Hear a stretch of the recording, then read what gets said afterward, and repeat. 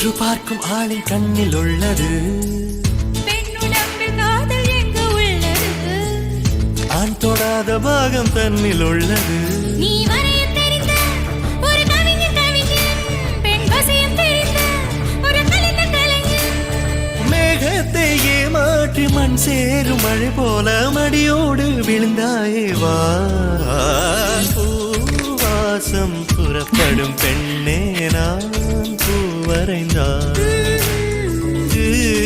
வந்து விரல் சுடும் கண்ணே நாம் தீவரைந்தான்.